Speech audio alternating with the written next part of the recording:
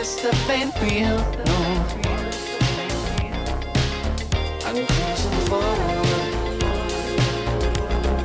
beneath the In the USA, Alabama, Alaska, Arizona, Arkansas, California, Colorado, Connecticut, Delaware, Florida, Georgia, Hawaii, Idaho, Illinois, Indiana, Iowa, Kansas, Kentucky, Louisiana, Maine, Maryland, Massachusetts, Michigan, Minnesota, Mississippi, Missouri, Montana, Nebraska, Nevada, New Hampshire, New Jersey, New Mexico, New York, North Carolina, North Dakota, Ohio, Oklahoma, Oregon, Pennsylvania, Rhode Island, South Carolina, South Dakota, Tennessee, Texas, Utah, Vermont, Virginia, Washington, West Virginia, Wisconsin, Wyoming.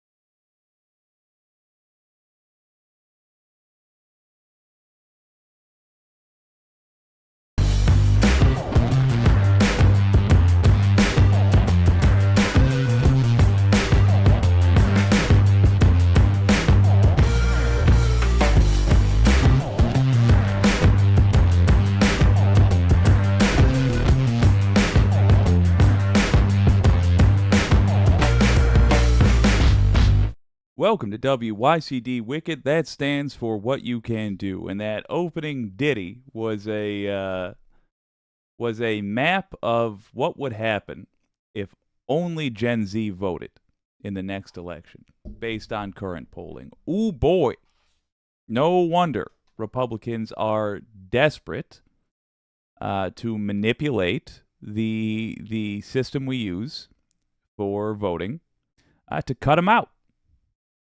And if you are in Gen Z, especially if you're in Gen Z, hold on now. You're in Gen Z and you are in one of these states. You know, one of these red states. Ask yourself this. Why are you supporting a party that can't win a fair fight? Is that the ethics you hold?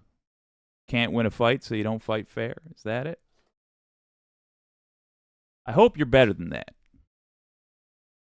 I hope you're not watching so much Steven Crowder, Ben Shapiro, Candace Owens. I hope you're not watching so much of them that you've become a small person, that you've become a weak person. You've become someone who isn't worth considering.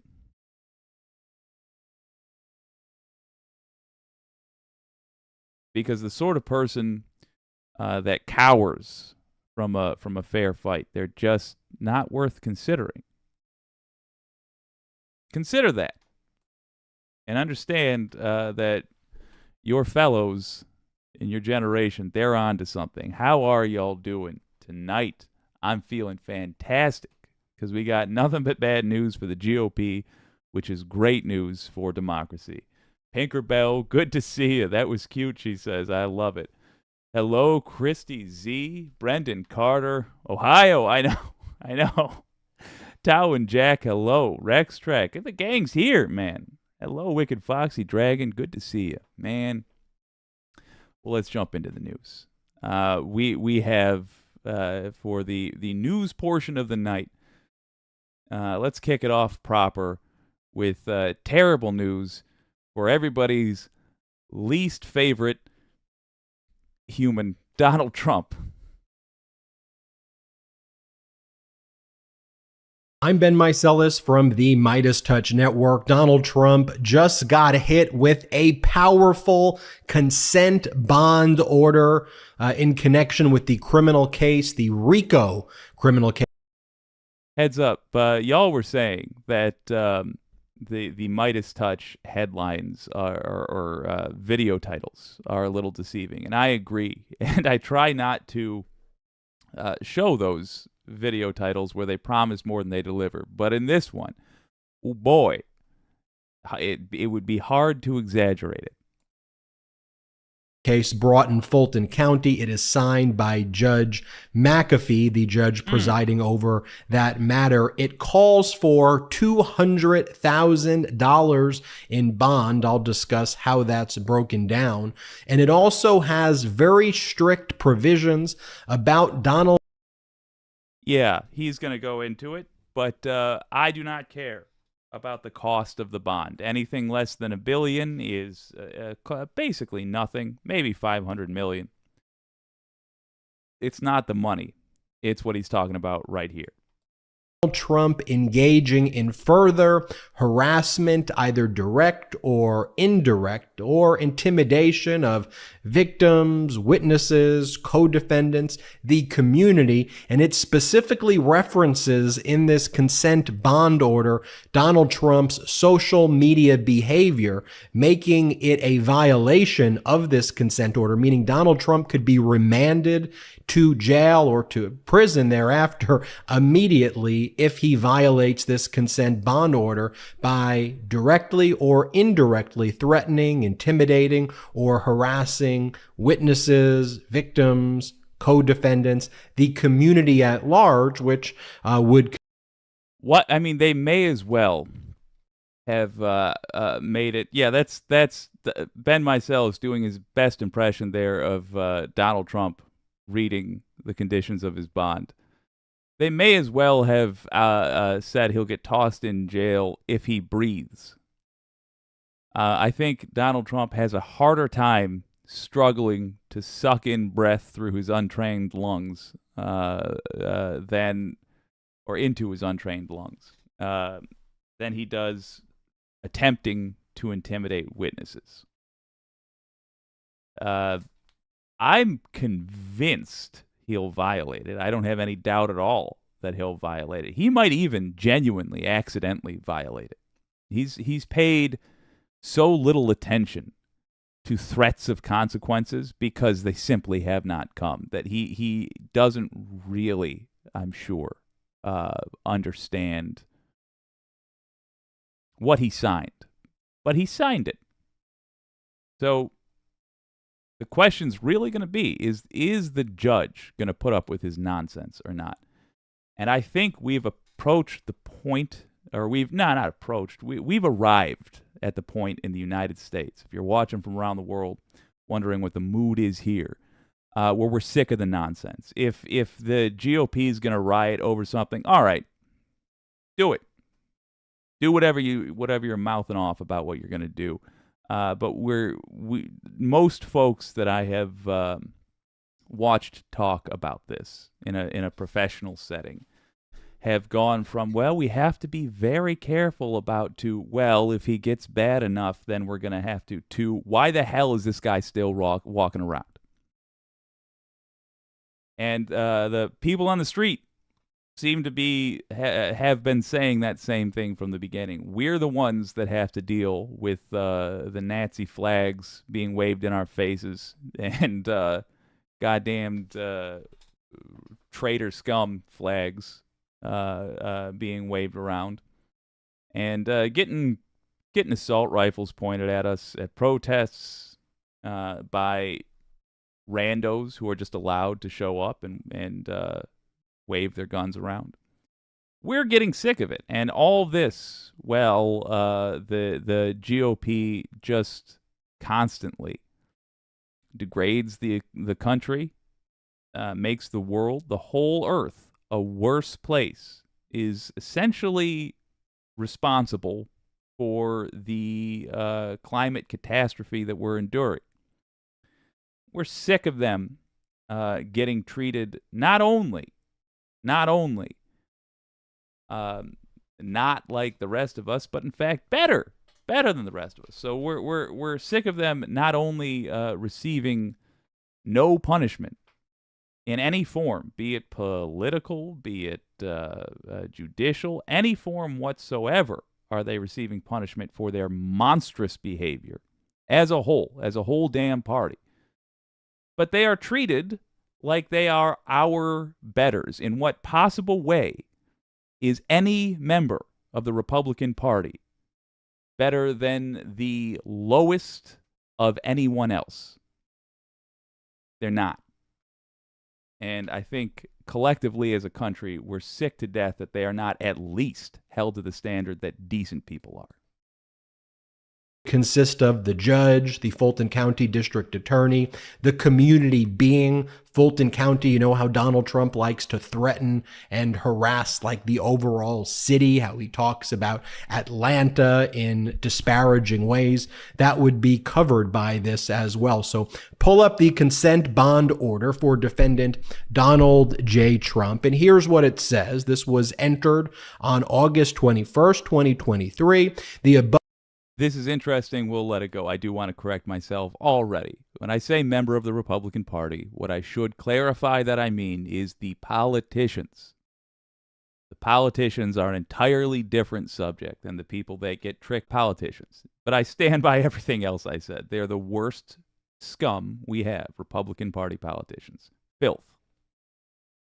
Above captioned matter having come before the court for consideration of bond and with consent of counsel for the state of Georgia and for the defendant Donald Trump, the court hereby grants and orders that bond is set in this matter as follows. So that just means everybody stipulated to this, including Donald Trump through his lawyers. And so this is a binding agreement.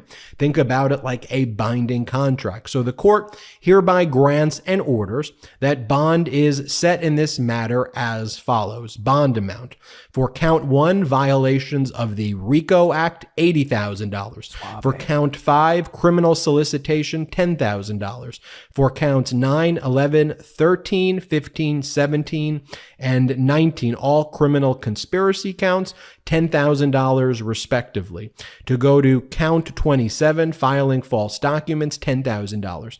Count 28, criminal solicitation, $10,000. Count 29, false statements, $10,000. Count 38, criminal solicitation, $10,000. And count 39, false statements, $10,000, for a total of $200,000 in bond that Donald Trump must pay.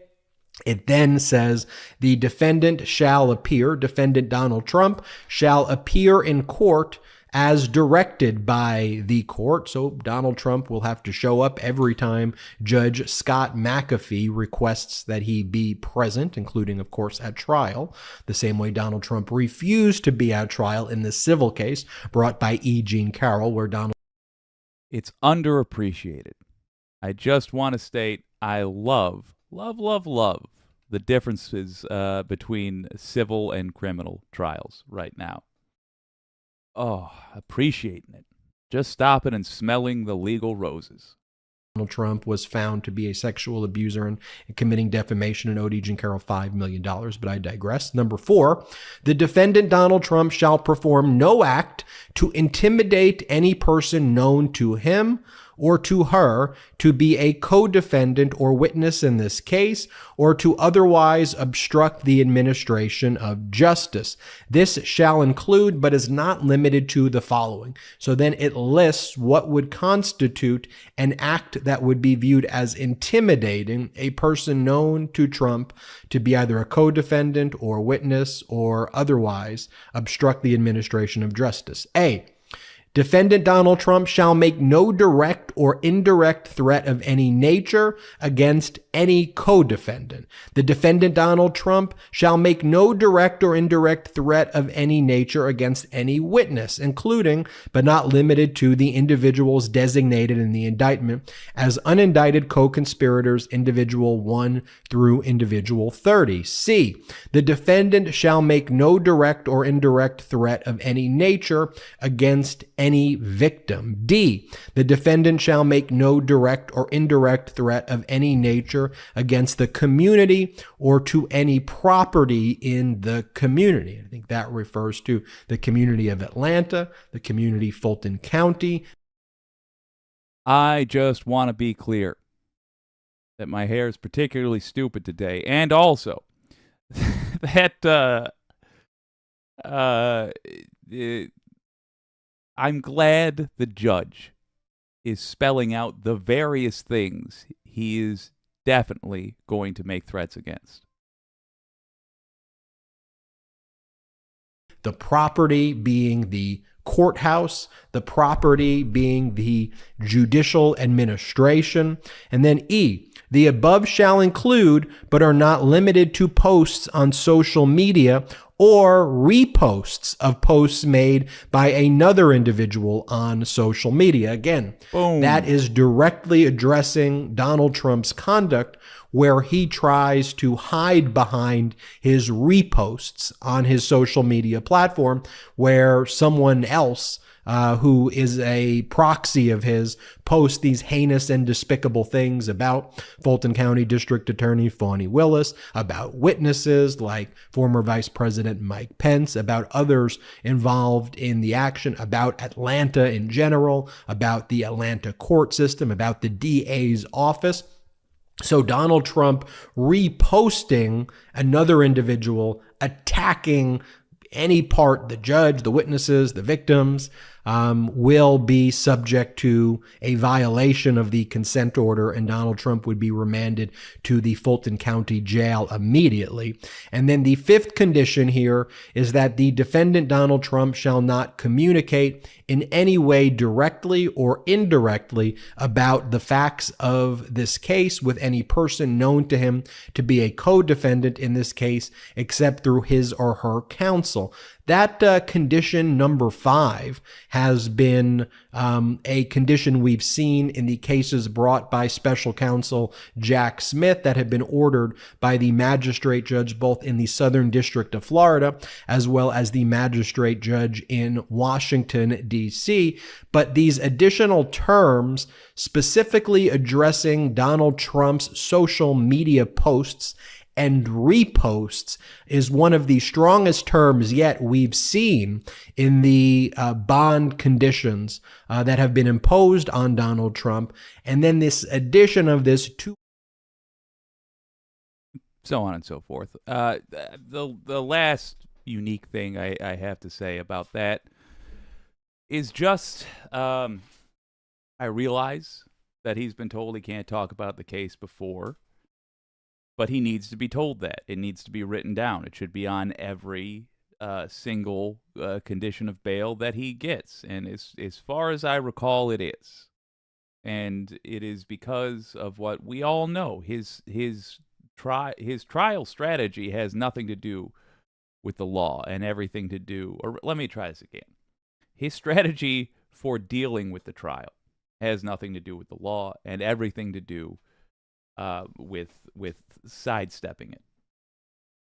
So he will try to get the American people to make up their minds about these trials, all of them, before they happen, or before a verdict is reached, etc., etc. You might recognize that strategy of Trump's from 2020. Let's see what y'all have to say.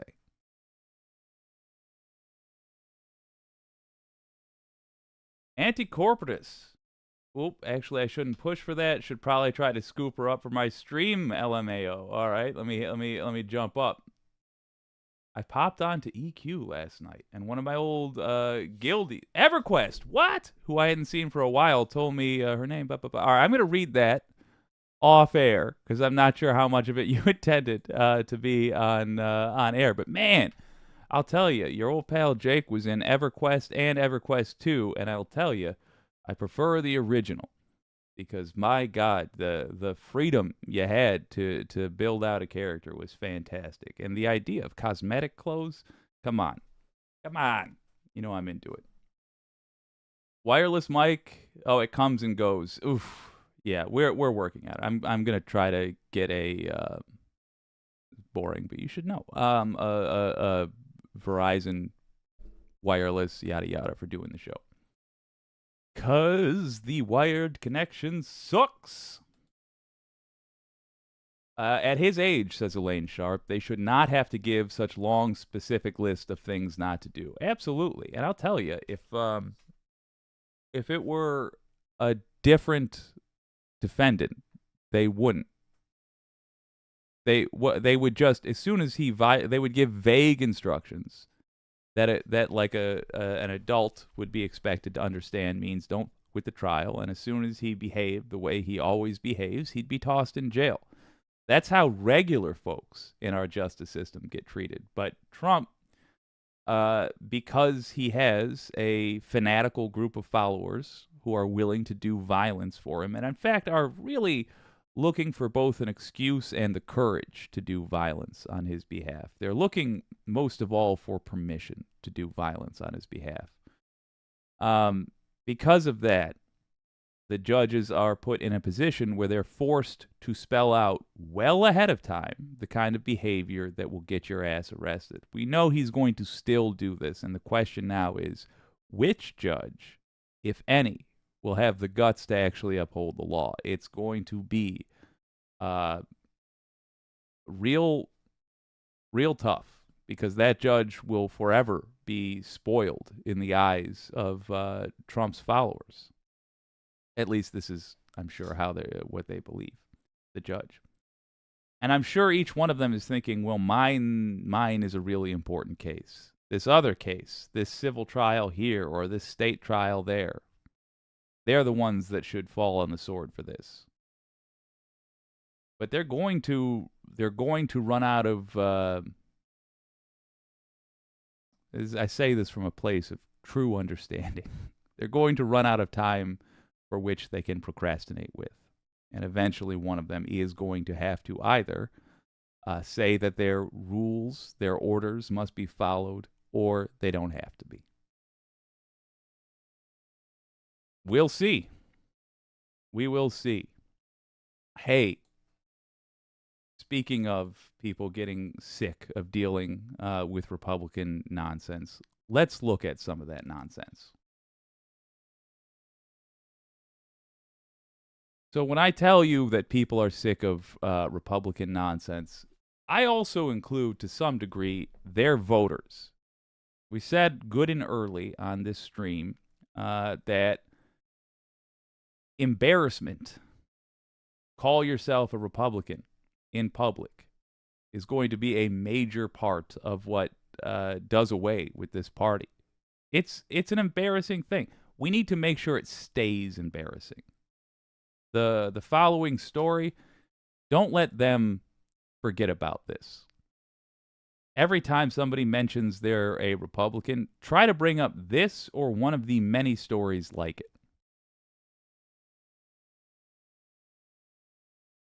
Grand old party anti-abortion witness basically claims D.C. authorities are burning aborted fetuses for electricity.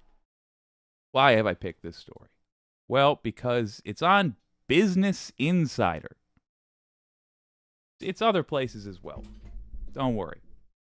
And it's crazy enough that I didn't pull this up until I saw it in multiple places. But no, it's real. There's video and everything. This person in 2022. So, not 1864. Claimed that authorities were burning aborted fetuses to generate electricity. Set aside the morality for a moment. Let's not even peel open the article yet. Just ask yourself, is that, to you, does burning animal matter sound like an efficient way to generate electricity? Carcasses, tiny. What they're talking about is tiny little carcasses. It'd be no different than if they said, "Where have all the chipmunks gone?" Well, I'll tell you, they're being burned for electricity. Does that sound like madness? Yeah, it is. That's an insane thing to think. I don't think this person believes that. This person, I'm convinced, is a grifter. You should make sure Republicans never forget this kind of stuff. This is the kind of stuff they've signed off on. This is what their party is. And anti-abortion activists in congressional testimony claimed without evidence that Washington, D.C.'s electricity is generated by burning aborted fetuses. Remember the name, Catherine Glenn Foster, president of the Americans United for Life campaign group, was summoned by Republicans as an expert witness. They called her an expert during a House Judiciary Committee meeting Wednesday on access to abortion. Again, this is from 2022, but remember who these people are. The hearing was held in the wake of the leaked Supreme Court draft opinion overturning Roe v. Wade. Here's what she said. Bodies are thrown into medical waste bins, and in places like Washington, D.C., burned to power the lights of the city's homes and streets, Foster told the committee. Let that image sink in with you for a moment, she continued, totally making this up. The next time you turn on the light, think of the incinerators. Think of what we're doing to ourselves so callously and so numbly. She claimed this without evidence. She lied to the American people, in other words, under oath. Now, she's a conservative, so she hasn't been punished for that. But my question is, why not? You can't use ignorance as a defense all the time. Truly and really and sincerely, genuine ignorance is forgivable. If you come by your ignorance honestly, God knows I should not dare to criticize anybody for that. But there's a massive difference. At a minimum, she knows that the Republicans called her an expert witness. She was claiming to have expertise in these matters. So she had an obligation not to just ramble about things that felt right, but she hadn't looked into it all, which I'm sure is the excuse she's given for why she said that. If what she is saying, if she instead went down the pathway of, there was once a science study that calculated the feasibility of doing this, and that's what I was referencing, then it was a known lie. Because she exaggerated to the point of absurdity, and she gave people the wrong impression about what's really happening. According to the D.C. Policy Center, a nonpartisan think tank, 93% of energy in the nation's capital is generated by burning gas or at power stations, and the other 7% through renewable sources.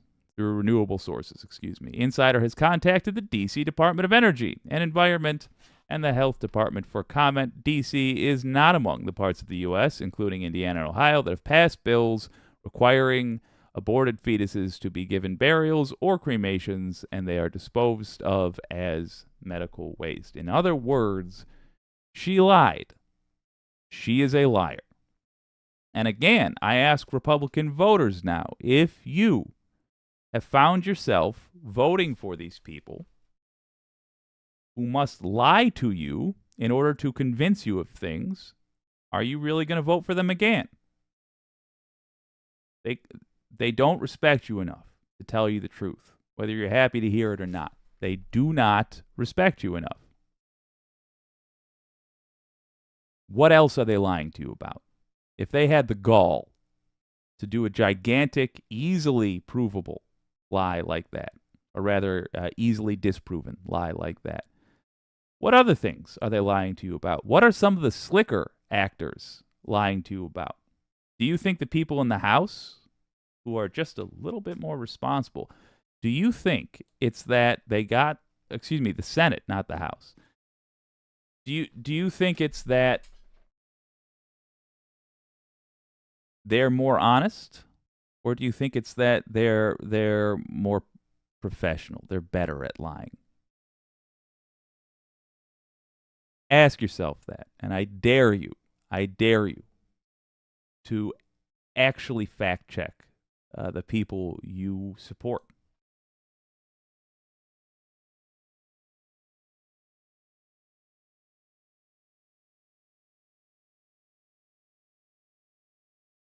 In short, I would just tell y'all, before we jump to the comment section here, keep shoving this in the faces of Republicans that you think care about being respectable in any way, shape, or form.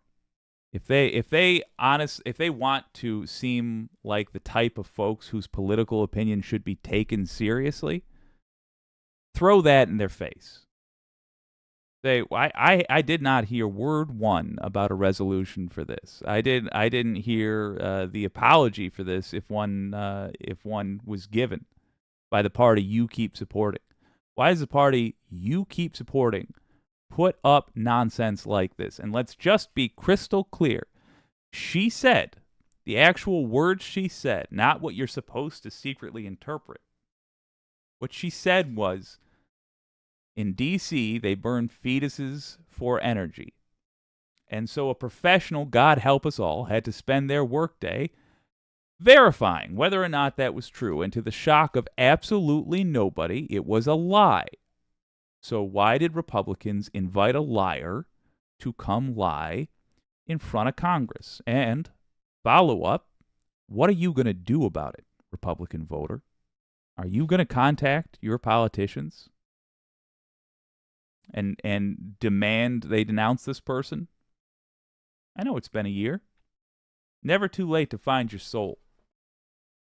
Never too late to start being honorable.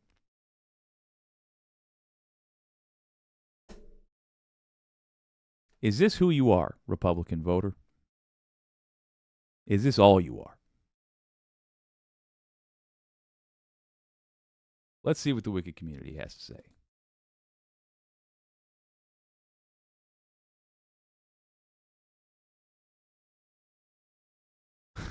Wicked Foxy Dragon, blah, blah, blah, freedom of speech or some bullshit like that. Oh. Mars Falcon, when have they ever required evidence? When have they ever had consequences? Never. I think that's why we should start demanding it. I think we should start making it an awkward thing. Imagine if all of us just start bringing up this incident from a year ago. Can you imagine the psychological impact that will have on Republican voters? Oh, God, they're watching this nonsense. Oh, Jesus, they're keeping track of this nonsense. Every time we do a stunt like this, these people that I am so desperate to impress, they see, they remember. I can't keep throwing all this spaghetti at the wall because they're going to demand I clean it up. Doesn't matter if I can get one noodle to stick. There's going to be a mountain of noodles on the ground that I got to pick up. I think we should start making them responsible for the noodles on the ground. The closest they have to a noodle on the wall is Hunter Biden's laptop, where we revealed that, yes, we know Hunter Biden is a drug addict. Joe Biden isn't. Joe Biden doesn't appear to be even as corrupt as I assumed. And I'm sure he would have been more corrupt, in fact, if Hunter Biden was a little more stable, but he's not. So here we are. They need to start being made to pay socially in casual conversations for all this stuff. Marjorie Taylor Greene cannot stop being the Jewish space lasers lady because she said that. She said that, and she didn't truly make up for it. There's a difference between if somebody makes a mistake, takes actions to correct it, and lives a different life after that point, versus somebody who makes a mistake and doubles down, triples down, or just finds another way to make the same mistake. Again, glass houses. I found 1,000 ways to overeat and underexercise. I'm not immune from that criticism. But Marjorie Taylor Greene is in the House, and we have to hold these folks to a higher standard. It's just that simple. So she must never cease being the space lasers lady.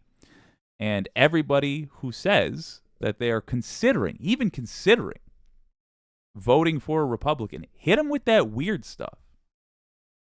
Feel like you're telling me you're actually considering voting for the party that said that D.C. burns fetuses for electricity? Forget whether or not you're pro or anti-abortion. Why would you vote for a party that lies so blatantly, so obviously? Why would you vote for a party that feels the need to lie to you, that disrespects you and me so much? That is a really weird vote that you have there. What about them appeals to you? And bear in mind, whatever it is you say has to make up for the fact that they had somebody walk in front of Congress and waste our time talking about how a thing that doesn't happen is so evil. That's what I would suggest. My dogs are goth. Hi, Wireless Mike. Hugs to you for living in Tennessee and fighting the good fight. Must feel so hard. Wireless Mike, we got one for you today, my friend. The wicked cavalry is coming in 2024.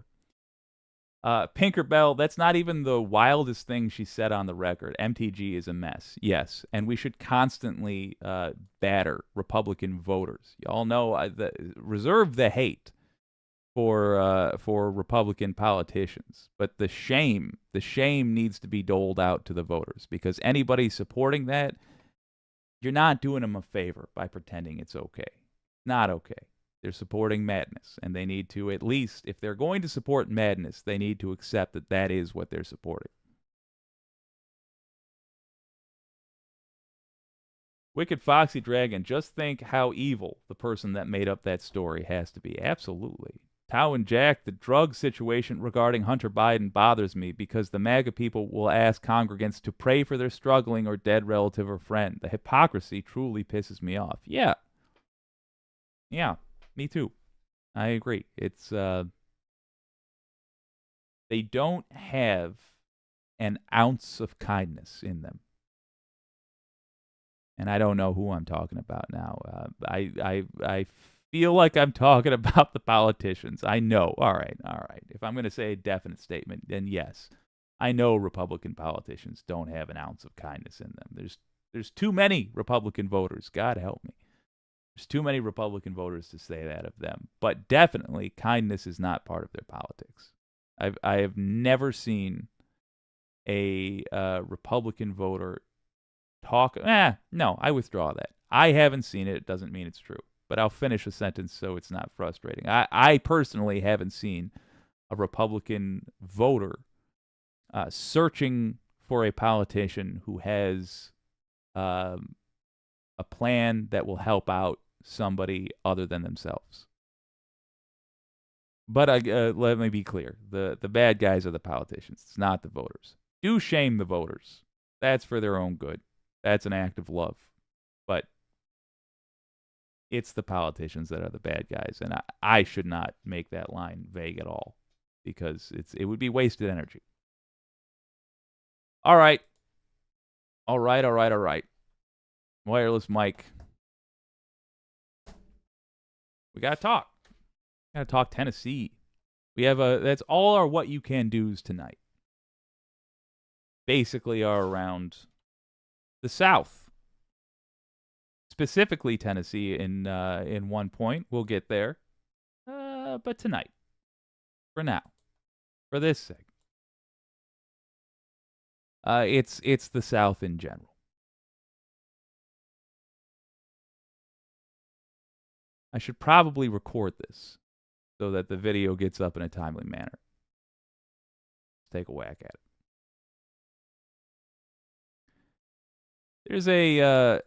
There's a channel you all introduced me to. I think it's pronounced attention, but it's ATTN : That's the lettering of it. Trey Crowder, liberal redneck. He was on there recently, to the point we are at with the Democrats and Republicans, the party of Lincoln, whose work I'm trying to complete, and so on. I think it's worth a look, and we got a what you can do about it, too. Democrats are the party of slavery is a sentence that's both factually accurate and completely misleading. It's accurate because, yes, Democrats supported slavery in the 19th century, and yes, Lincoln was the first Republican president. But it's misleading because our two major political parties have changed drastically in the last 150 years. Because here's another completely factual statement. A Democratic president signed the Civil Rights Act 100 years later. A Democrat signing the Civil Rights Act was a huge moment in shaping our modern political parties, because it shifted how the two sides would approach issues of race and equality to this very day, and my part of the country played a huge role in that realignment. See, white Southern Democrats weren't in love with the more progressive members of the party handing out all this equality to black folks, so they started to leave the party. And when they did, Republicans were waiting. But you might still be wondering why all this happened. Why did the Democrats suddenly care about black voters? Why did the Republicans, who had previously been the party of civil rights, decide to embrace all these racist campaign tactics? To explain that, I'll have to give you some history. First, I'll say something obvious. Things were different in the 1800s. Cars weren't invented yet, people hunted with muskets, and Larry King was still on his first marriage. The University of Tennessee wasn't even losing embarrassingly at football yet. So, like I said, things were very different, and that includes our political parties. Democrats were associated with essentially the party of white supremacy in the South, whereas Republicans were the party of business, of small town America in the North. So yes, the dominant political party in the South in the 1800s was the Democrats, and the Republicans were formed to oppose slavery. So what's changed since the 1860s other than...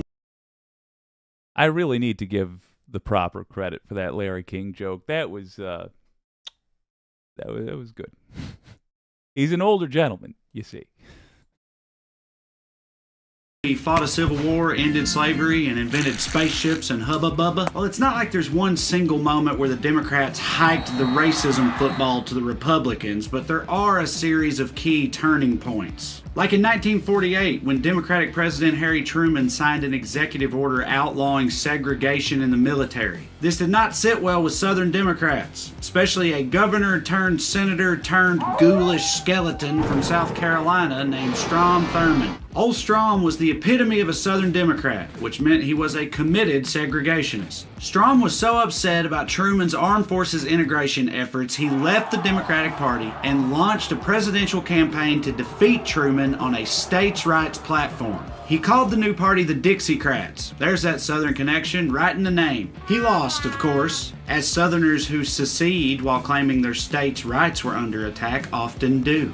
Despite the Strom and Drang, Democrats with national political ambitions would continue to advocate for civil rights. Whether this was the result of purely cynical political maneuvering or genuine sympathy for the cause is up for debate. LBJ was a strong opponent of civil rights. He blocked about every civil rights measure. But in the mid-1950s, he realizes that he's going to have to change his stance on civil rights. Do note, when I talk about a party switch, there's historical precedent. For example, I'm not sure, I'm positive I didn't say that word correct. I took my best whack at it. Moving on. The House and the Senate, when they start functioning very differently, depending on which party is there, there's a red flag for a party switch. Right now, the House acts like MAGA in some places.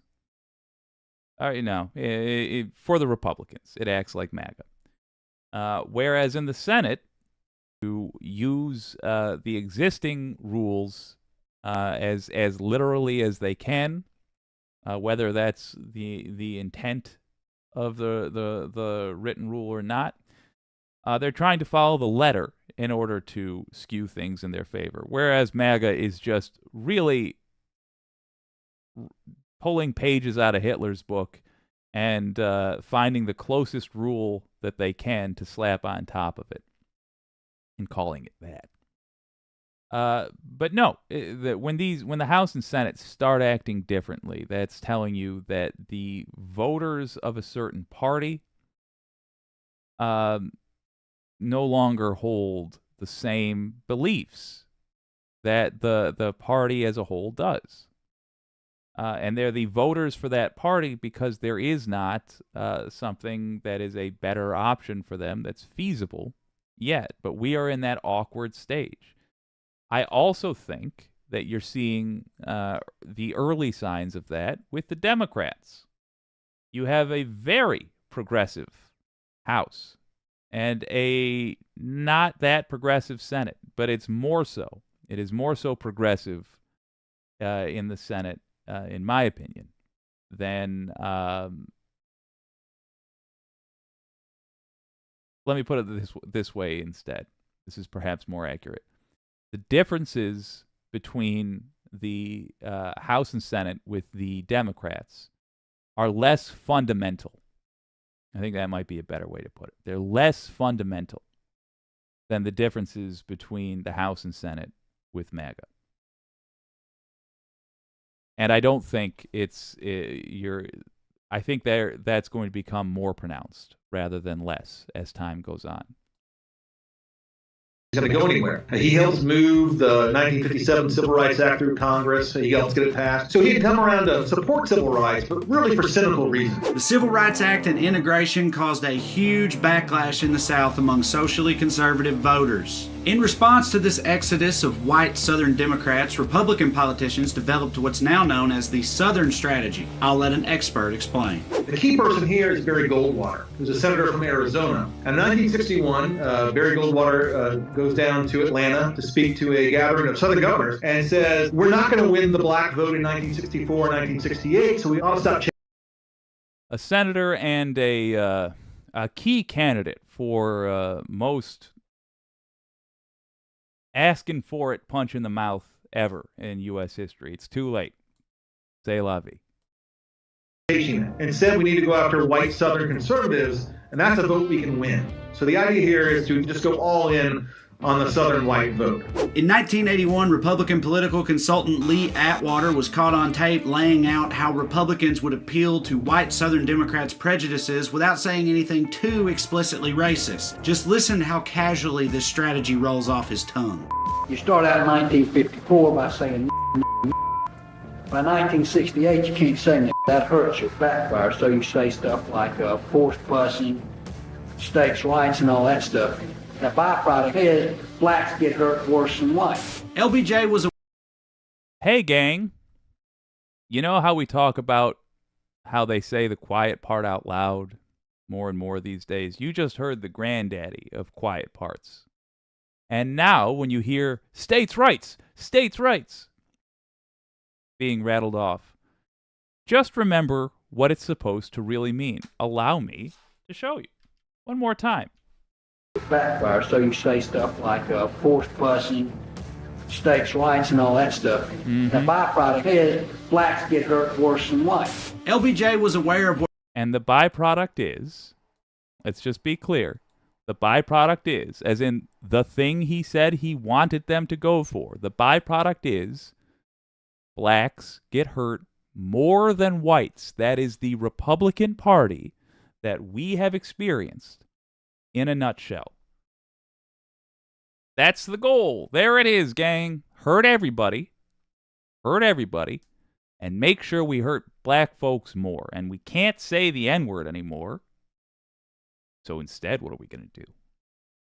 Well, we'll use complicated sounding political terms. We'll use something that sounds like, oh, there's a political theory here, and it's just an unfortunate side effect that, oh, it looks like those black folks can't keep up. Nope. They were the target. They were always intended by conservatives. They were always intended to get hurt. In Lee Atwater's words there, to get hurt the worst.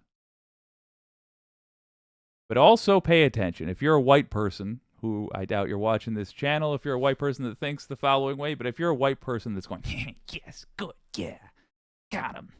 Oh, I don't like those things I'm not allowed to say anymore. Got him. If you're, a miserable cretin like that, just allow me to point out that what he said was blacks will get hurt more than whites. So even in this political philosophy's foundation, they understood that a core principle was they were going to hurt all of us. And you filthy cretin, you are the one who makes it possible.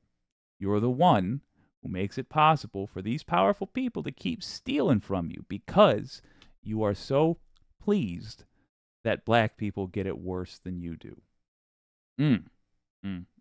You would have died for Lee in the 1800s, and you would have been mourned by nobody, including Lee.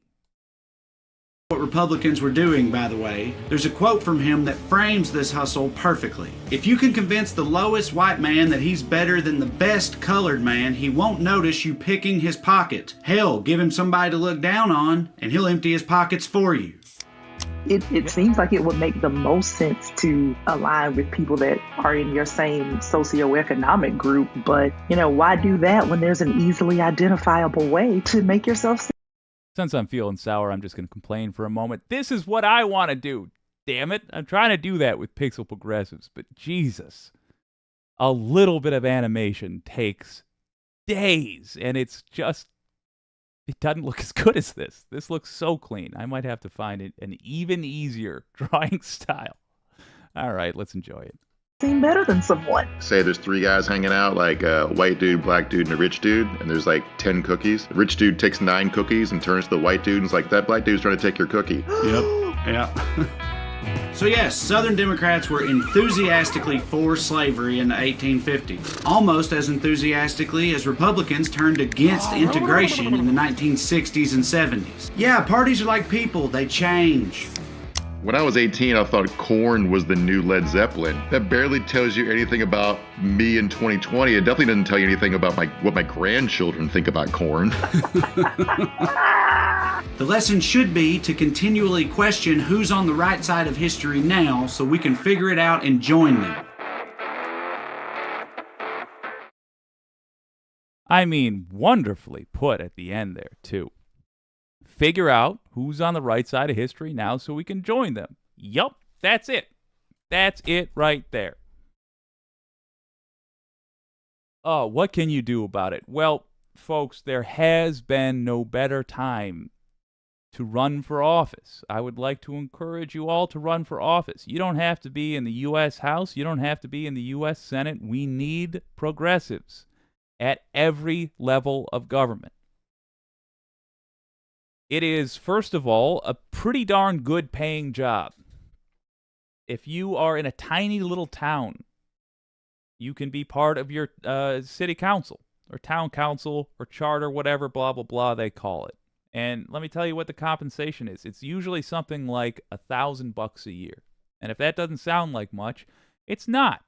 But they're not asking you to do much. They're asking you to vote on things about once a month. You'll have a serious vote, and by serious I mean it's where it will divert money from one thing to another about once a month. You get $1,000 for what will end up being maybe, total it all together, maybe 100 hours of your time throughout a year. That's not all that much time. You get to make your community better, and you get a nice little thank you from the community. You want to get you know what? Let me stick at that level for a second. School board, mayor. That is an actual, in most places, full and complete job where you do nothing else. Comptroller, city clerk. The person that is itself a full-time job, and it's just making sure, really, that the paperwork is in order. You assist with elections. You do all the running of the city that needs to be done. It's also, let me tell you, a great place to learn how to just exist in these waters. But let me go even farther than this, because God, I understand not wanting to be in the hot seat, but still wanting to be involved. Well, you can do that too. Go to a group of friends that feels the way you feel. and just agree that you'll all run for one seat. You're not all going to be on the ballot. You don't even know which one of you is going to be the one that does the talking. You can draw straws if you want. But just sit around, maybe burn one down, maybe have some beer, and discuss amongst yourselves who would feel best doing what in a campaign. Think of it like a sports team, said the incredible athlete. No, think of it like a team you're forming for your town. And hell, if it's something like school board, yeah, maybe multiple of you could run. But you're all using the same network to get the word out. And then it's fun. You're going to school board meetings together. You're hanging out with your pals at the same time. Same thing for city council, so on and so forth. But run. Run for office. Make sure you know somebody who's running for office. And if all of that's too much, you got enough going on in your life anyway, fair enough. Get familiar in your town right now, a year ahead of time, with the folks that are expressing an interest in running. Go to a city council meeting and listen to what folks have to say. Go to their websites if they've got them. See what they're all about. Look over their social media for a bit. You can get a huge, huge understanding of your city councilors by just seeing the kind of stuff they're posting. Check them out. Get familiar. Decide who you are going to help and who you are going to fight against in 24. You have an understanding of this stuff just by going through the kind of content we go on this show. We go through on this show. You have an understanding that is well beyond the average bear. You'll do just fine. But even if you don't win, even if you lose spectacularly, you are going to force the other folks in the race to actually have to try, to spend money maybe. And you are going to be draining the resources of the sort of folks that say that the upside to what they suggest is that black folks will be hurt more than white folks, but they'll both be hurt by the policies they're putting in place. We should stand against that. Let's do it formally.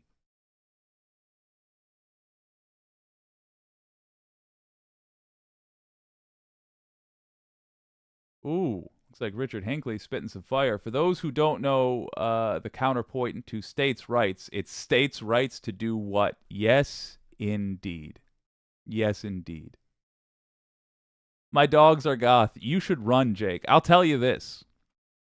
I am definitely going to be involved with at least a campaign in the coming year. I don't know how I'll be most effective. Literally, when we're talking about just your old pal here.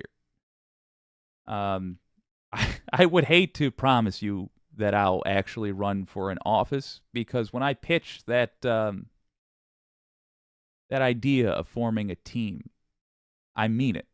And that might be what I do instead. I might say like, I got a pal named Dane who I've been just begging to get into office. I might say, Dane, goddamn it, I'll if you run for X, Y, or Z, I will manage your campaign for you. I'll set up the events. I'll make the phone calls. If you'll agree to read the proposals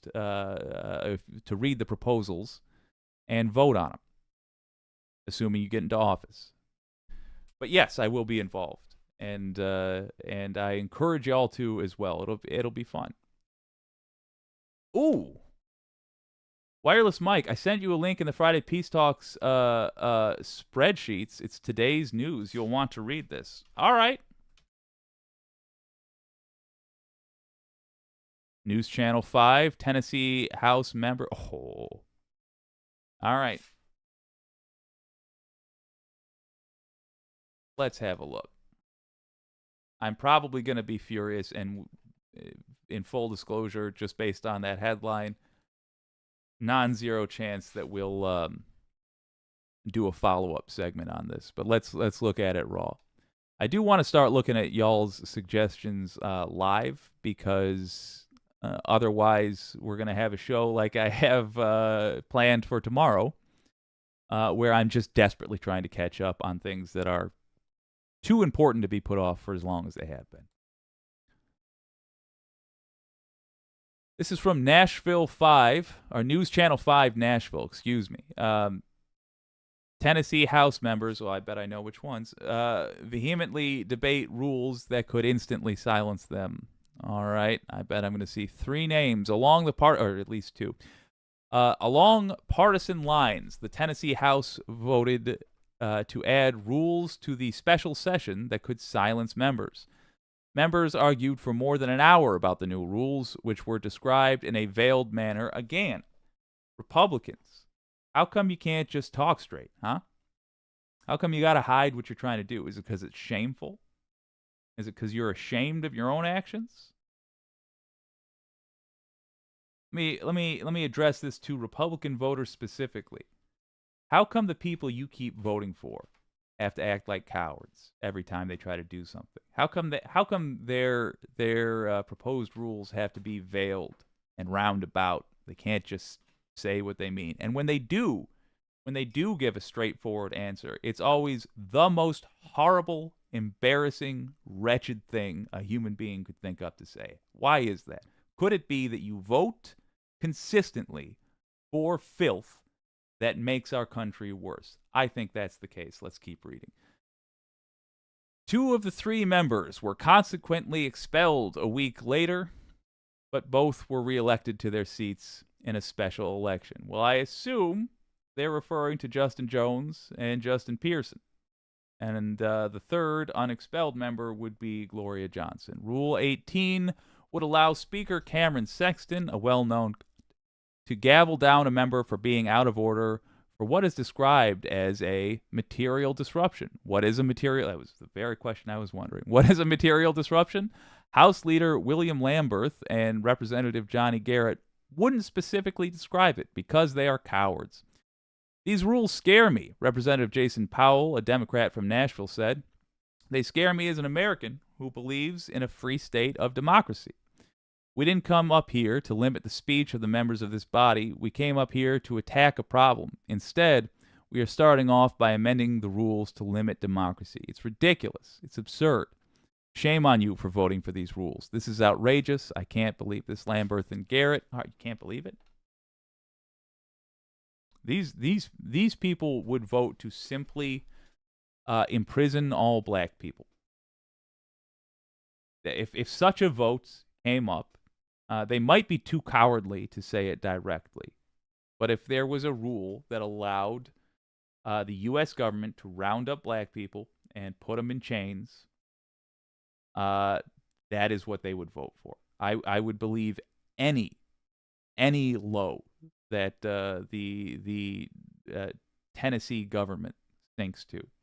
And it's to Wireless Mike. I'm not trying to bum you out. I think we need to pause for a moment and recognize the heroism your state will be known for as well. Your state is home to 3 of the most electrifying politicians out there, 3 of the bravest human beings I have ever seen in political life. And this shame that is being brought to your state is real. But it will be washed away in the history books. And it will be washed away because the people like Cameron Sexton will go down in ashes. They will be their behavior simply cannot be forgotten, so it will not be. Whereas people like Jones and Pearson will have a seat in government for the rest of their lives if they choose to, and they have shown the kind of courage that is necessary to do real good. That doesn't happen without Wireless Mike and a couple of 100,000 other people like him in that state. Thank you for redeeming us all. Lamberth and Garrett argued that the amended rules, which are permanent for upcoming sessions, are necessary for governmental operations. Oh, really? I couldn't disagree more strongly, Leader Lamberth said after taking off his hood. Don't cause a material disruption at the end of the day, and don't impugn another member of or this body. Let's stay on the issues and not insult each other. Yeah, but what if somebody is a genuine... You know, what if, for example, you're talking to somebody like Leader Lambert? I don't know if you can be honest and not call him to see you next Tuesday. There are steps. This is democracy. This is a structure to do that. Rules also include what the members of the public can bring into the House and committees room, which include 8x10 paper signs. However, some members brought up the fact that the public could bring guns into committee rooms, yet couldn't carry signs. Guns aren't allowed in the Capitol, but are allowed in Cordell Hall. Session will continue into Tuesday after the House creates committees and their assignments. Okay. All right, let's read this. The specifics are important. What is Rule 18? When a member is recognized and goes off topic, they will forfeit their remaining time. If the member is called to order by the Speaker a second time on the same day and is sustained by the House, the member will not be recognized for the remainder of that day. The member will not be recognized for 3 legislative days on a third offense. The member will not be recognized for the remainder of the session for a 4th offense. Offending members will still be allowed to vote. Truly, this is not the worst thing that they've done, but by God, is that a low bar. Let's talk about it on the other side.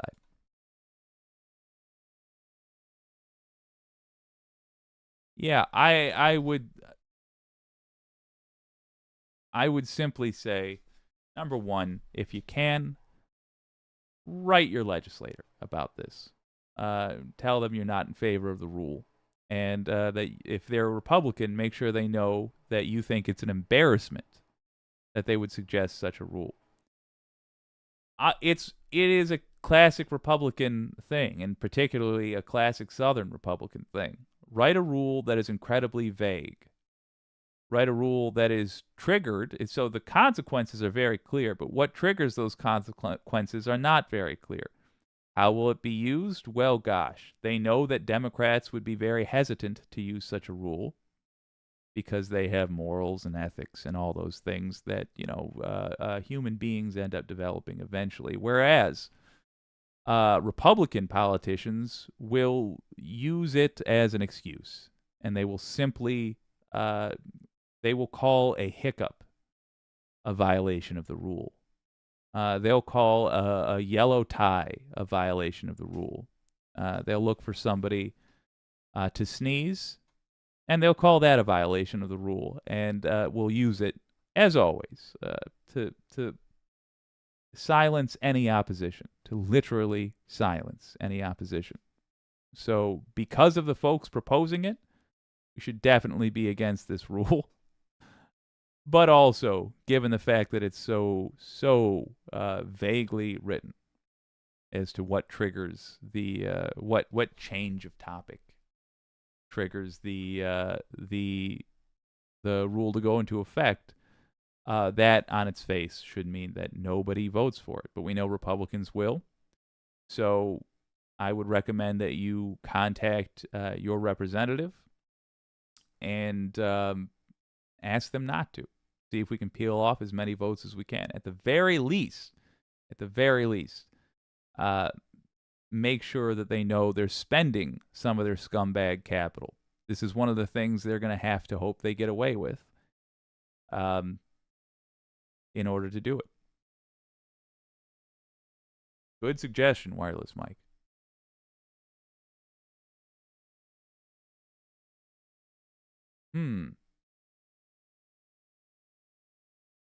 The anti-corporatists. Yeah, I mean, not the worst thing they have done is an infinitely low bar. And then Brenton Carter says it's called the fallacy of infinite regress. Yeah. Good. Well done. And the fact that it's not the worst thing they've done does not mean it's not a bad thing. You're right.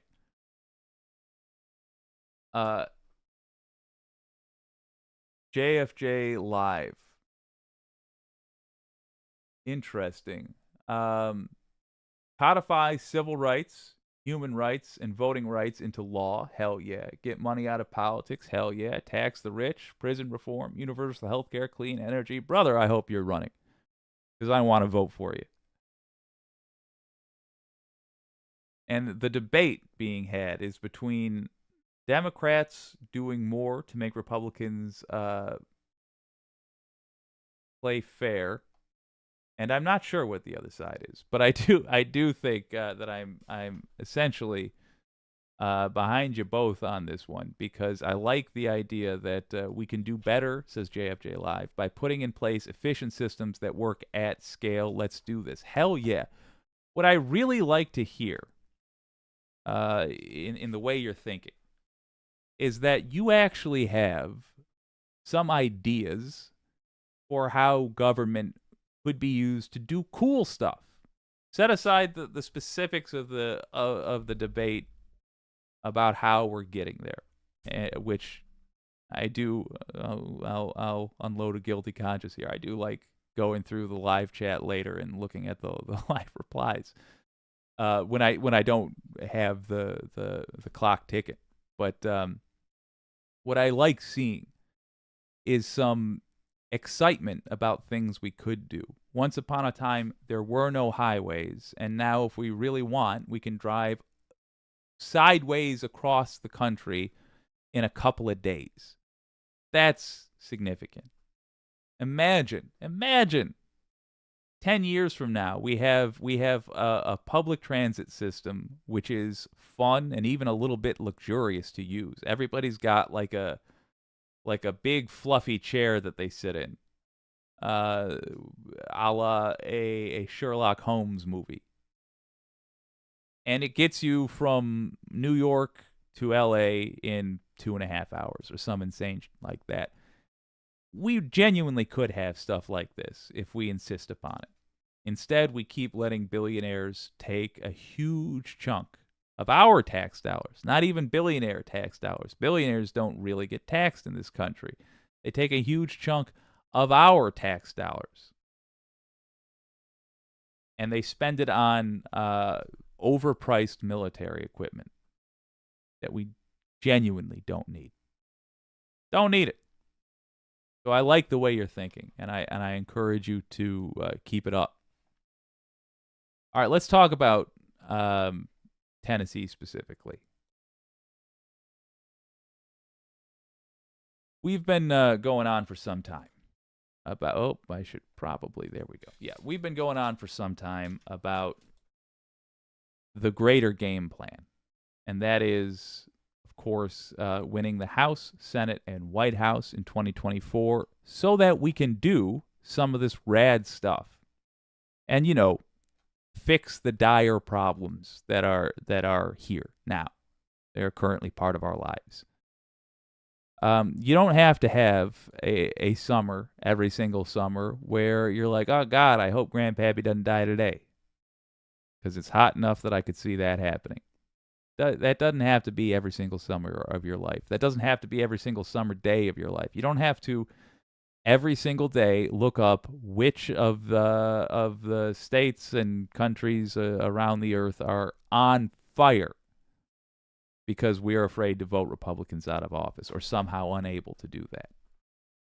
We can live better lives. Let's talk about how. Brought to us by the great Brian Tyler Cohen, I'd like to talk about a new change that looks like it's going to make it a little bit easier to win back the House in 24, which is part of the greater game plan.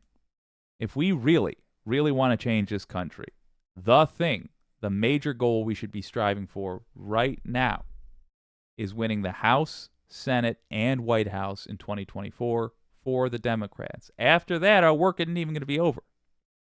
Hopefully, we will have a progressive House, maybe Maybe we'll have a progressive Senate. It's unlikely. But we'll be then doing the work of convincing politicians to do as we say and bothering them all the time. But none of that is going to be worth it unless we get the blue House, Senate, and White House. Here's why that might be easier than it was, let's say, last week. Democracy Watch. I'm joined by my co-host, voting rights attorney Mark Elias. So, Mark, we've spoken about new black opportunity districts likely being drawn in Alabama, Louisiana, Georgia, Florida, Texas, and South Carolina. Now it looks like we have news out of Tennessee. Can you speak on the new lawsuit that was just filed? Yeah, a new lawsuit in Tennessee by a bunch of civil rights organizations, basically saying that the Republican legislature violated the Constitution when it divvied up Davidson County, which is Nashville, into 3 congressional districts. It had previously been in 1. The net effect of that was to reduce the opportunity of black voters and citizens to be able to elect their candidate of choice. So a very important lawsuit, and one that we're definitely going to want to watch. So is this case being litigated then along the same lines as Alabama and Louisiana by using Section 2 of the Voting Rights Act?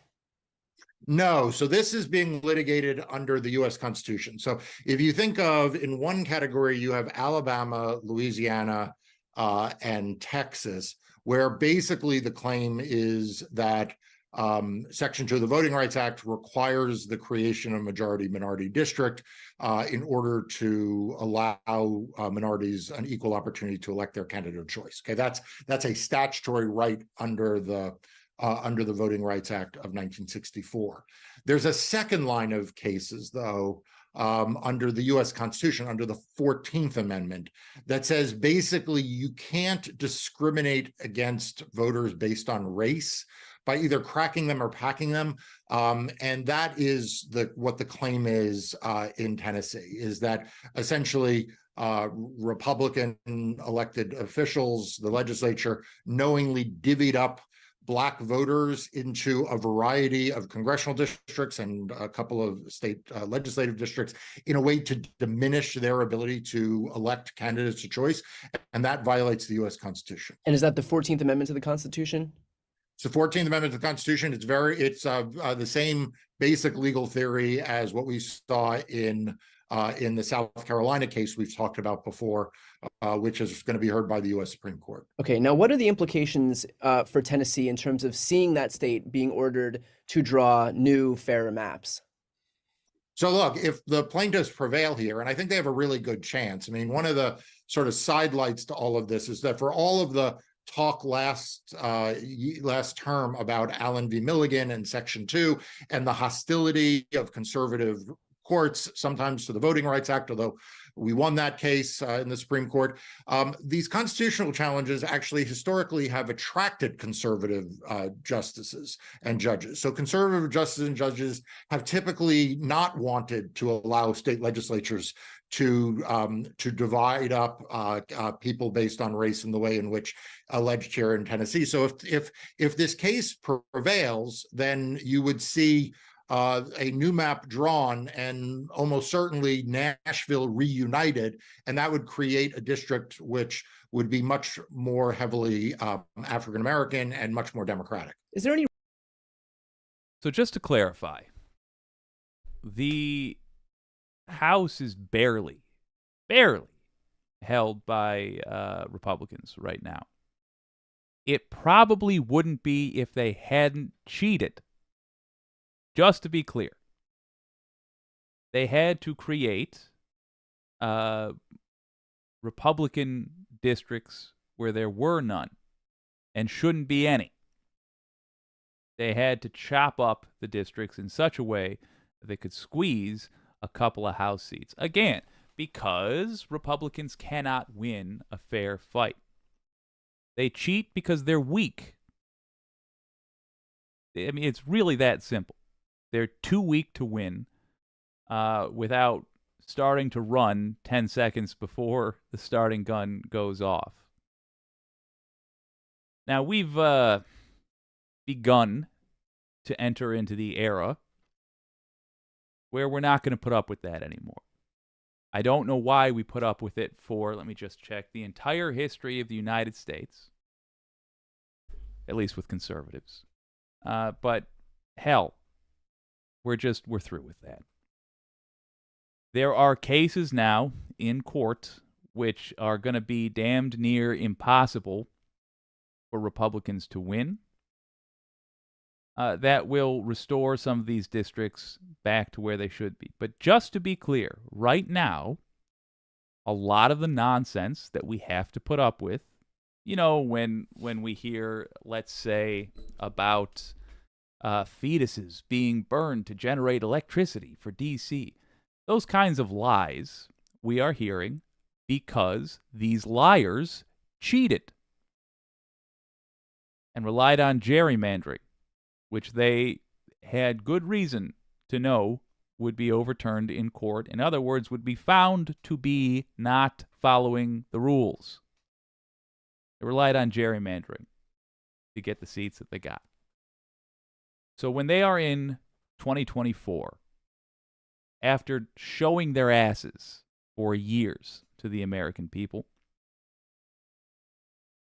when they are up for re-election in new districts, proper districts, we can expect a lot of them to get booted out. But don't forget, we're wearing the boots. We still got to do it.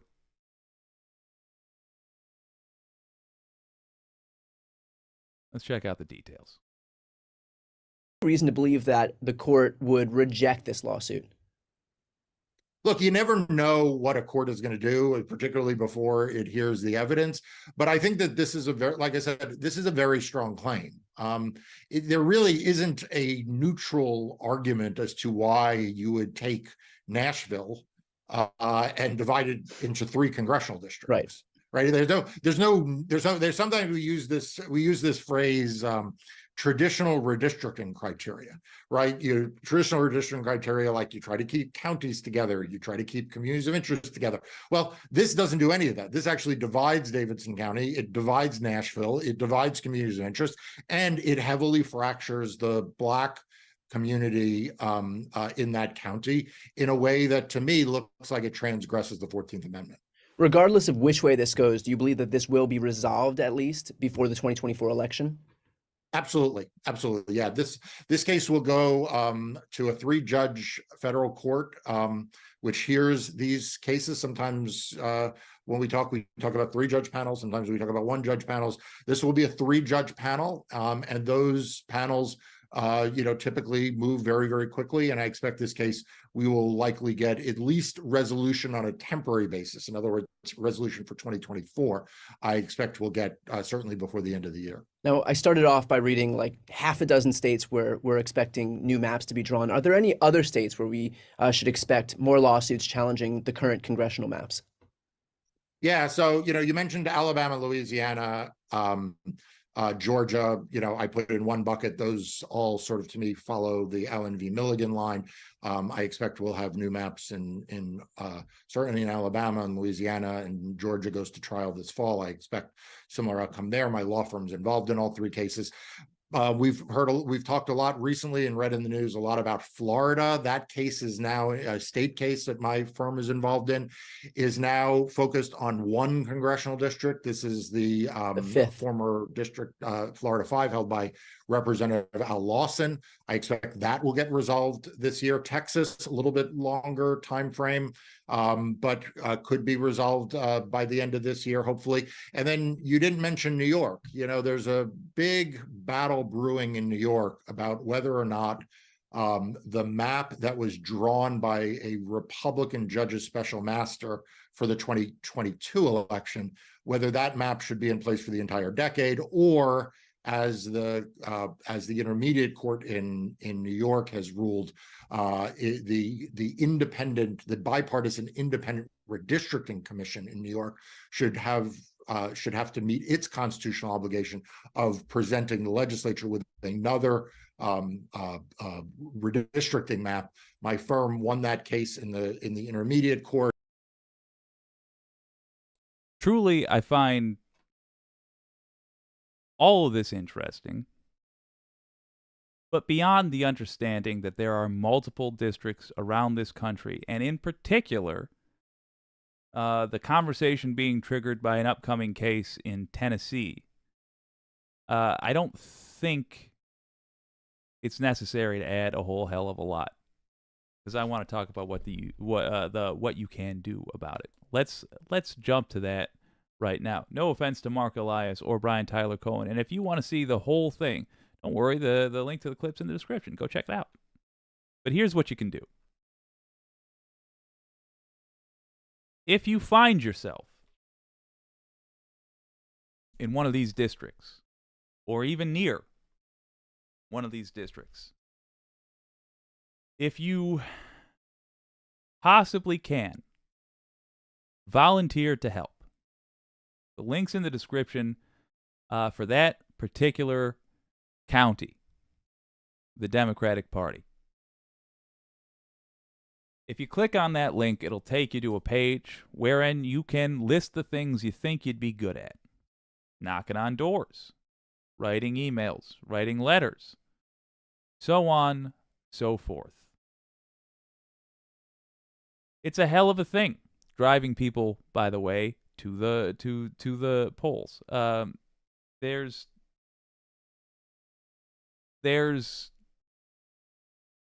It's a mighty daunting thing. It's scary, at least to me, to do something like that. But if you want to absolutely slam home a victory for decency, you can do few things that are more important than volunteering in that district for the Democratic Party. You will be supporting the party of Justin Pearson, of Justin Jones. And if you get, and Gloria Johnson, let's not forget the sister was there too. And if you get involved, and I'm offering this as a carrot, because I know the stick is what happens if we lose? Oh boy. If you get involved, there is a tiny chance that you will make me more jealous than anyone else on earth as you meet these folks. As you meet, I'm sorry, I was looking at a rather important message. As you meet these folks, because I don't see you working in that area, putting in the hours without meeting the candidates involved, and that should include the big names in Tennessee Democratic politics, and there ain't none bigger than those three right now. Consider getting involved.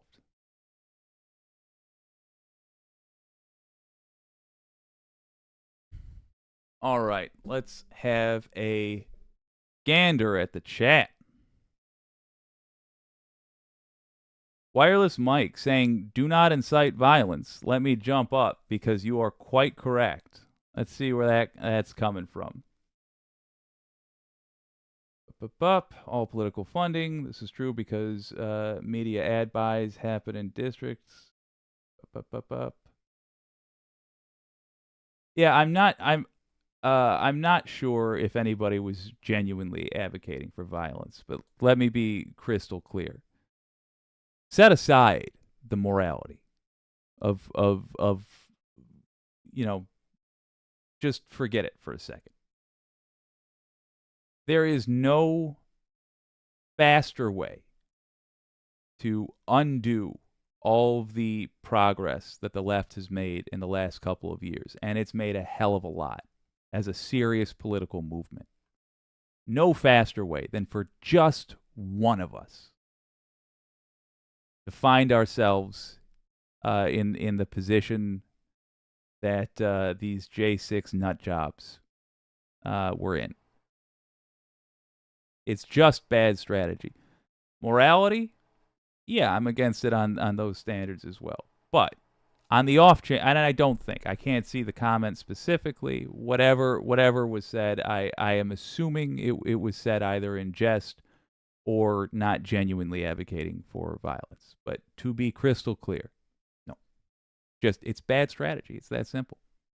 and it will always be. After the tank was invented, that's it. There's nothing. The old musket and cannon and horse strategy, it's gone. So yeah, violence, it just doesn't work. And let's go down. The smash the state stuff, says JFJ Live, is stupid. It matters most what we do and how we vote. That's it exactly. Yes. That's why cutting off that Citizens United cash is everything, says JFJ Live. Quite correct. When it comes to getting better policies through, FYI, only a blue supermajority will allow for this. This man understands. Yes, let's build. Absolutely. The anti-corporatist. Yep, we got to get together and get the people together. Do something to protect people on their way to the polls, sure. But otherwise, we stay nonviolent and maintain the moral high ground. That is it exactly. Absolutely. And the heartbreaking thing is the people who would be willing to do violence for a political cause. Boy, that same energy translated into something as annoying though this may be, as mundane as writing a series of emails, would get so much effing done. It would just get so much done. Speaking of, you know what? I may as well use this to correct myself. I got a little mouthy. I think last week I got a little mouthy. Maybe the week before. It's been haunting me since then, though. I don't want to. I want to be the streamer that does more harm than good to their own side. That's ridiculous. And it's one thing to go up here and make corrections. But it's just not acceptable for me to say something I don't mean. So I won't. And if I say something I do mean and I end up regretting it, I'll come out here and bare my soul and all the flaws with the thing I was saying. Let's say in more detail than it took for me to say it in the first place. That'll be the rule. That's how we're going to do a proper correction. I will spend longer talking about why I was wrong than I was being wrong. That'll be the new rule. And I will not say, I'm going to hold my, if we're raising the bar and we've agreed that your old pal Jake's as low as it's allowed to go, that means your old pal's going to have to get a little bit better. So under no circumstances is it okay, of course, to cold cock a Nazi, for example. I think that's what I said. And you know what? It's actually not okay. It's not. Also point out that it's perfectly okay not to be at peace with Nazis. It's just, sucker punching ain't right. And I think guns are for cowards. So, I take that back. I think casual use of guns are for cowards that are afraid to actually stand toe to toe with somebody else. So, before we go into our last section of the night, I just wanted to say that, and to say also that I will never say something here that I don't truly mean. And if you are somebody who, for some reason, feels comfortable waving around a Nazi or a Confederate flag, I'm not going to sucker punch you. And I will also point out that we have no sponsors on this program, which is why I'd like to toss out a free sponsorship for local business. Before we go into our next section, it's for Hands On Boxing, a boxing gym in Detroit, Michigan, at 16156 James Cousins Freeway. Hands On Boxing. We'll make arrangements. we have an unwind for you that I'd love to get to. Easily my favorite piece of comedy that somebody has sent. I think Foxy's got to get credit for this one. Y'all, if you find something humorous, send it my way. We can't let Foxy win all these. This is Steve Shives. And he's all right. There it is. And he's done a bit about if the Republicans said the quiet part out loud. Let's have a look.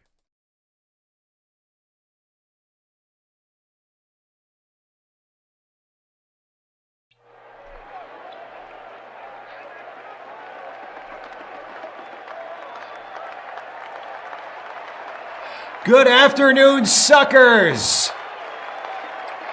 As your Republican candidate, I am here to deliver a message.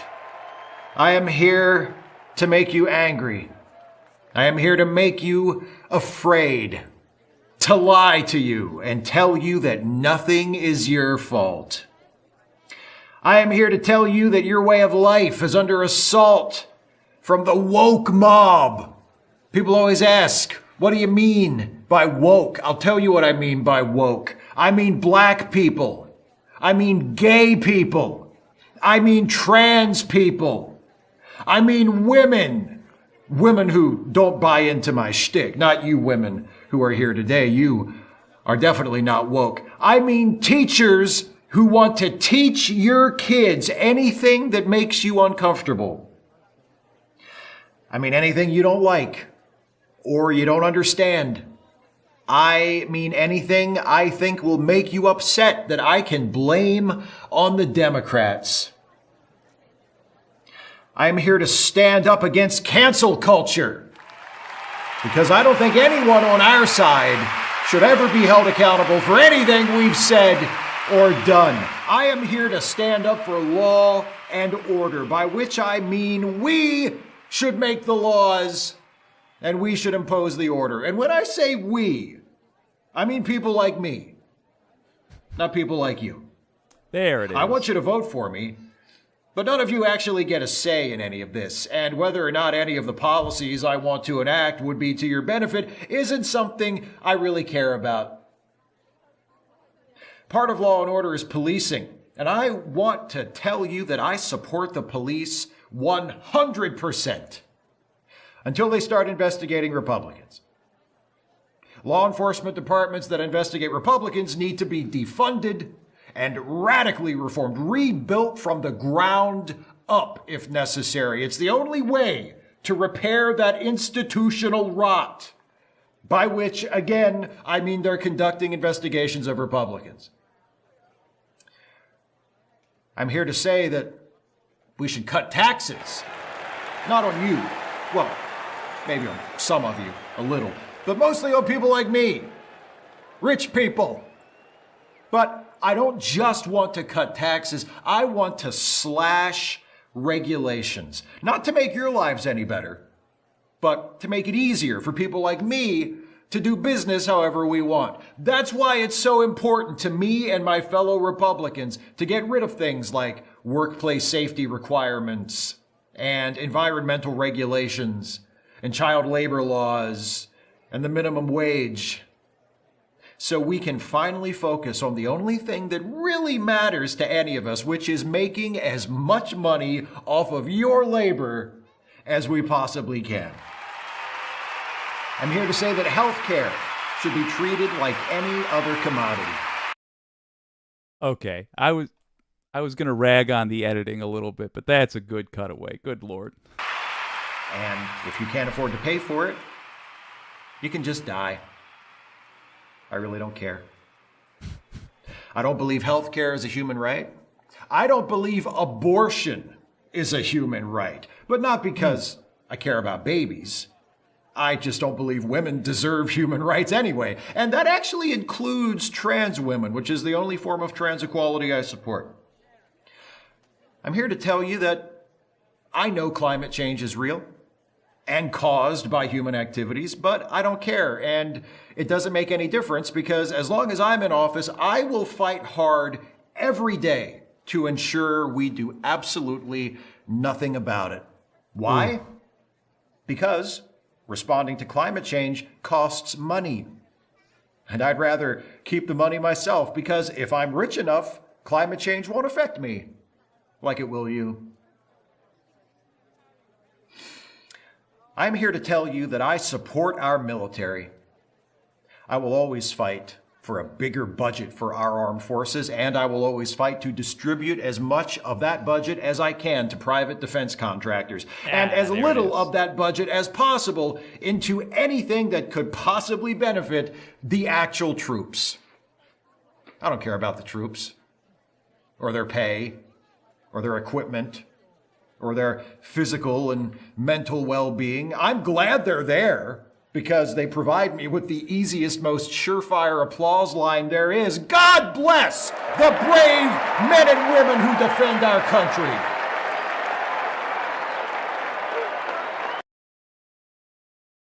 The bit is fantastic. Thank you for the recommendation. It's too real for me. It sounds damn near like an actual Trump speech. It's just a hair too literal, you know? Oh, mercy me. Good find. It's Steve Shrive, and if you want to check out more from that fella, the link, as always, is in the description.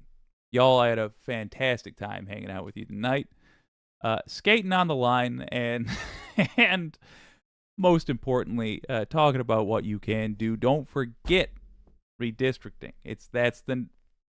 That's huge. It has been a major topic in politics of late, mostly because this thing which should not have been part of the equation, because it's supposed to be a non-political thing, really, it has been. We got 2024 coming up. The districts which were, as courts have determined, illegally taken out of or put out of our favor, they're going to be put back in our favor. We're still going to have to work like hell to make sure that we get the wins that seem likely.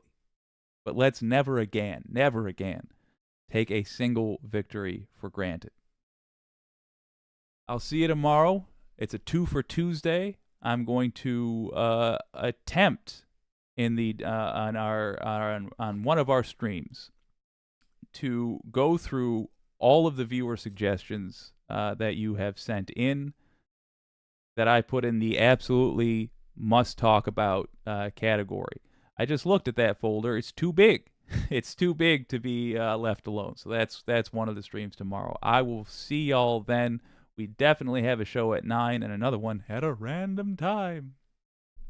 This has been WYCD Wicked. That stands for What You Can Do. Oh, my name's Jake.